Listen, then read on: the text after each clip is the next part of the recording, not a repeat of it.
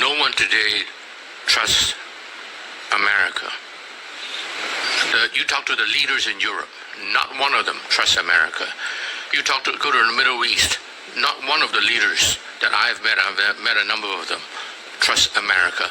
The only one who trusts America was the military intelligence chief of Israel. And I said, you're the only one in the world that trusts America. And his answer is, I have no choice. That means he knows that he doesn't trust America. Yeah. I mean, that's a sad thing. I mean, speaking as an American, it really hurts me to see that happen. I think the world is going to be a really messy place when that is the case. Why this region matters, with all of its rich resources and rare earth elements. You've got the lithium triangle, which is needed for technology today. 60% of the world's lithium is in the lithium triangle: Argentina, Bolivia, Chile. You just have the largest oil reserves, light sweet crude, discovered off of Guyana over a year ago. You have Venezuela's resources as well, with oil. Copper, gold. We have the Amazon, lungs of the world. We have the 31% of the world's fresh water in this region too. I mean, it's just off the charts. We have a lot to do. This region matters.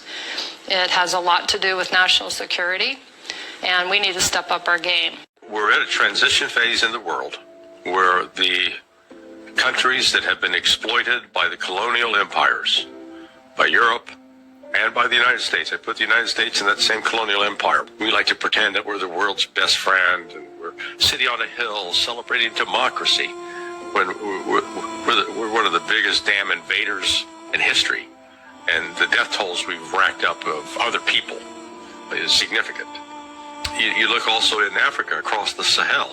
These countries that used to be exploited by France in particular are kicking them out and taking control of their own natural resources. You know, one of the things that has been the hallmark of the West is to go into a country. Oh, we'll invest here with you. We'll help you with that gold mine. But then, hey, we're going to sign it over to us. And all of a sudden, those countries, you don't see the development of infrastructure. You don't see the development of the people having a solid middle class, people, a consumer society where they can live and with a decent infrastructure, good roads, good sewer and water systems, so the population's healthy, good electricity. The colonial empires did not promote that. And they always dealt with these Africans in particular.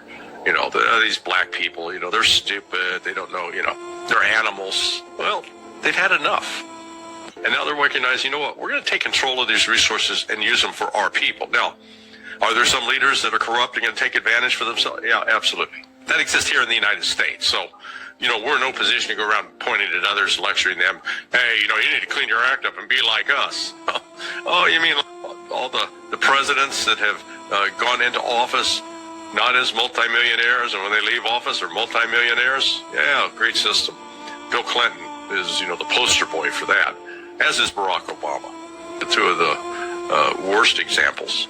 So, you know, we got the corruption on this side of the aisle, but we're always out lecturing other countries. So they're now starting to break away from that. I would not be surprised to see an alternative setup to the United Nations, or there's going to be a confrontation with respect to the United Nations. There's no reason in the world that France and England should sit in two of the most important seats on the UN Security Council where they can veto anything. France and England, or the United Kingdom, are irrelevant countries. Stop with this arrogance where we've got to assume, well, we're Americans, we're the best of all.